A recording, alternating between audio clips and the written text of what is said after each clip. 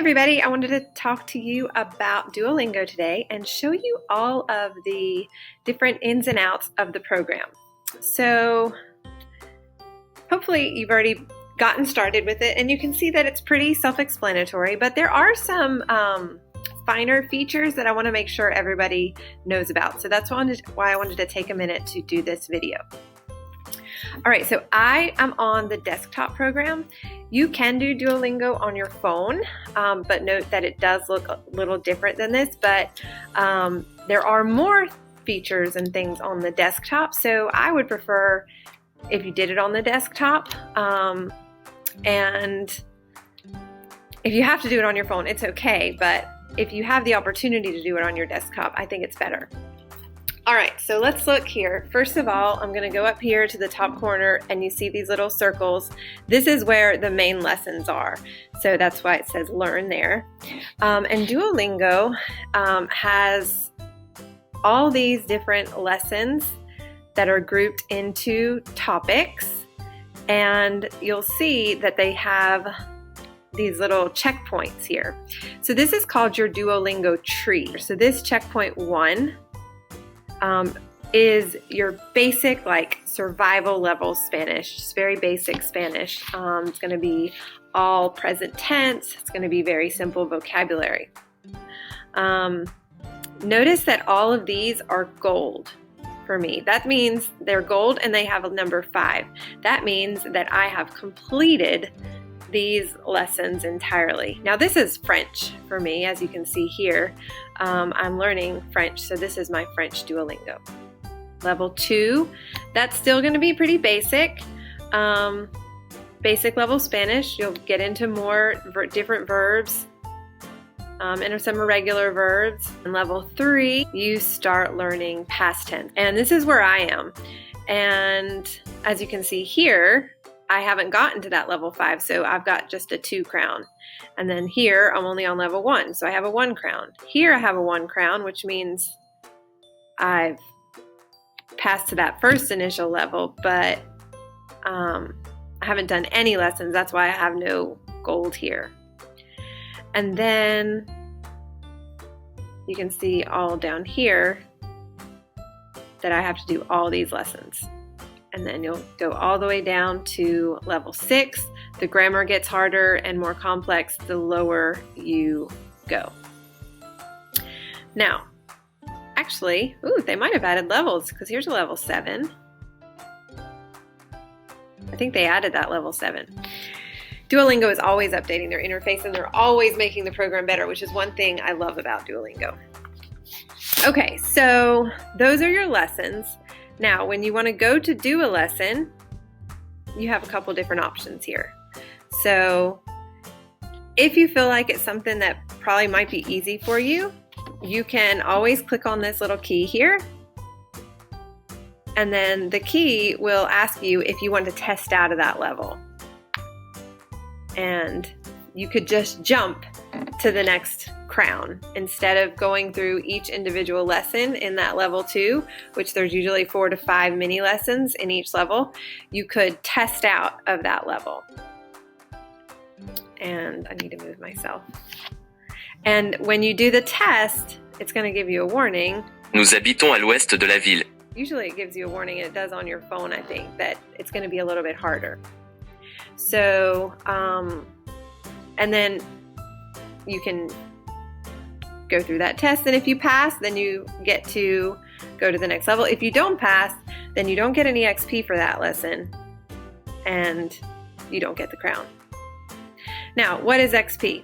XP are your, it stands for experience points, and you get XP by doing lessons. Like last week, I had you guys do a lesson where you got 100 XP. Each lesson is going to be worth between 10 to 15 points. So if I'm just going to do a regular lesson and not try and jump to the next lesson, I'm going to press start. Or I forgot to mention, you can also click on tips, and that gives you some ideas about what the grammar and verb conjugations are going to look like in that lesson. And you can do that before you start a lesson too. Instead of pressing on the key, Tu connais Montmartre? And then I would do the lesson. Now notice here, Connais. you have these underlines. Connais. These are Montmartre. available on your lessons, but not on your test. So if you really aren't Tu. sure what it means, you can hover over Tu. the different Connais. words Montmartre. and see not only what they mean, but how they're pronounced. And it always tells you what to do. So for this one, it wants me to type in English.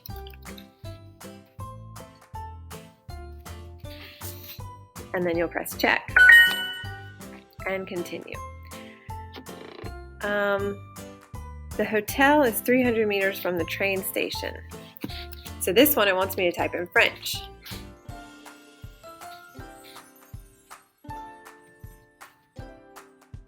L'hôtel est à 300 mètres de la gare. Let's see if I'm right.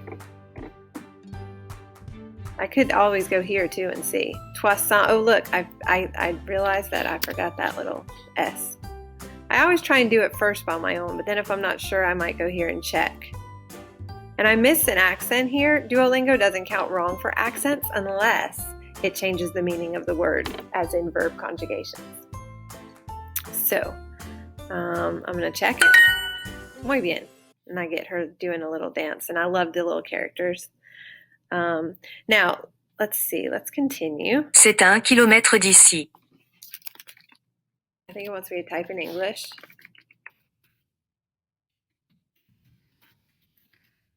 Okay. Muy bien. And across the top here, you see I've got the progress bar. J'habite sur la avenue de Général du Oh. And actually, I think I might need to change that there. And then let's say I'm like really lost and I'm like, you know what? I really have no idea. I could do the word bank. And then instead of having to type it, I can pull up these words. J apostrophe habite sur L apostrophe avenue. See, and I didn't have that right, but now that I have the word bank, it got me that. Sur l'avenue du Général de Gaulle. All right, so let's check it. Muy bien. And let's say you wanted to discuss this and see what other people said about it. You could always click on that discuss, and it brings up sort of like a discussion board. And people talk about the different possible correct answers, or they're like, why is it this way? And people answer one another. All right. Oh, I got a little motivational. You can either, if you want to just fly through these and you don't want to see Duo giving you motivational, you can, that's a setting you can change and get rid of that. And it's a lot easier to use the word bank. So if you want to challenge yourself, you can switch it back and forth. This one, it wants me to speak. And here's what I really want to emphasize, guys. I know you guys sometimes maybe in a place where you can't speak, but if you are in a place where you can speak and listen, it is very important to do these speaking and listening exercises. The text recognition is very good, it's very accurate, and it's really great practice. So let me try this. Montmartre est au nord de la Seine. Montmartre est au nord de la Seine.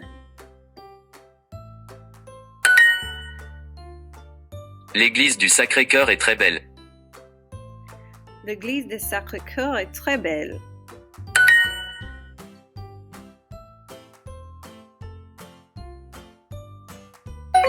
Okay, so here, you see down here, if I think I'm right, I can report it. And, or if something is wrong with the thing, like the audio doesn't sound correct, or the audio is missing, or anything like that, or you think your answer should be accepted, these things are vetted by like millions of users, so I mean it's very unlikely that your response would be correct and they would have counted it wrong. But you could still check it and it wouldn't do any harm. Ce n'est pas à l'ouest de Paris. It isn't, and I got this one wrong earlier, so I need to remember, to the west of Paris. Ce n'est pas à l'ouest de Paris. Ce n'est pas à l'ouest de Paris. It's also good to repeat things that you hear anyway, even if you don't have to, you're not required to. It's good pronunciation practice. And if I wanted to hear it slower, I could click on the little turtle. Ce n'est pas à l'ouest de Paris. So I double checked to make sure I got it right. And then that was the last one. It's grading it. So lesson complete. I got 10 XP and I got 4 extra because I only got 1 wrong. The more you get wrong, the less bonus points you get. And then you can go here and you can review your lesson. So you can see which ones you got wrong. And that's helpful for future lessons so you don't make errors, the same errors over and over again. This is how you learn. Mistakes are how you learn. Mistakes are okay, but mistakes will be repeated until they are learned. All right, so continue. So that moved my little gold circle a little bit more. Now let's talk about this. What is this? This is a broken golden circle, and it's very sad. And actually, I have not gone back and fixed these. I have several of them because I wanted to show you guys when I made this video what they looked like. Whenever Duolingo's algorithm decides that you need to review a word, it will break that gold circle. And that just helps you to review past information so you don't forget it. Now let's see what else here. When you get a homework assignment, it's going to be here. I don't have, I'm not in anyone's class, so I don't have it, but you will get homework assignments from me and they'll be here. And if you want to just click on the homework assignment, it'll take you to your next lesson that needs to be done, and then it'll go right towards that. Your daily goal is something that you can change. So I have my goal at 10 XP per day. That's just to keep me in the habit of doing it every day. I try and do more per day, but I wouldn't put it that high because there are days where you're busy and then you get frustrated because you're like, oh, I lost my streak. So I try and make it as easy as possible to keep my streak because I like to see my streak. As you can see here, I've got a 545 for 545 day streak. And you can see here, you see how this is blue? That S is blue. That's last night. That's yesterday because I was up late working and I forgot to do my Duolingo. And so I used a streak freeze. Now, what's a streak freeze? That is here in the shop. Your streak freeze is something you can buy with your little gems that you have here. And I already have one equipped, so I don't need to buy that. But you always want to make sure you have a streak freeze because it's motivating to get your streak, to keep your streak. And as we do the progress reports, I want to see that streak getting higher for you guys. You can do double or nothing and you get more gems. I mean, why not? I just do that. Stories. Stories are great. I love stories. And they're always adding new stories, which is really nice. So when you start, I think you don't have all the stories open until you finish that first level. So if you're wondering why your stories are grayed out, I think it might be because you need to do all of your lessons in this first level. And if those lessons are super easy for you, again, use the key to jump up and do those a little faster. They speak a lot slower up here at the top versus down at the bottom. So if listening and understanding is one of those things that's hard for you, then this would be a great place to start. Stories don't go towards assignments though. Okay, let's see what else we have here. Just FYI, Duolingo does have a podcast, and we might be doing some lessons with the podcast later. It's really great. If you want to check it out, you could. So here is the podcast, and it is available in Spanish and French, different episodes. They are about real life, real people, and their stories, and they have transcripts available, so you can listen to the story and read along with it if you want to at the same time. And you can listen right on the website. You don't have to have a podcast account. And as you can see here in the transcripts, it's written in both languages. So it's really helpful for someone who's beginning. These are intermediate level stories. So there's a dictionary. You can look up words if you need to look up words, just like word reference or something like that. And then there's a word area where it tells you how many words you have learned, which is kind of cool. Just random facts. The average fluent speaker knows about 30,000 words, and here it says I've learned 3,327 words. So I have a ways to go in French, but I'm working on it. All right. And I think that's it. Oh, there is one more thing. They have these things called the leagues. If you like that sort of competition stuff, you can do the leagues. The way it works is if you are in a league, if you are in the top 10, if you finish in the top 10 of that league, by the end of that week, then you advance to the next league. If you finish in the bottom 5, you go down. I happen to be in the Amethyst League. I think there's 10 levels. I really don't pay that much attention to it, but if you're into that sort of thing, go for it. And then, one more thing. On my profile, I want to show you where you can find points. Click on your picture and click on your profile. Then you can see how many points you have. So that's it. If you have any questions, you can leave a comment, and I can't emphasize how much I love Duolingo. Yo amo Duolingo. Okay, hasta luego.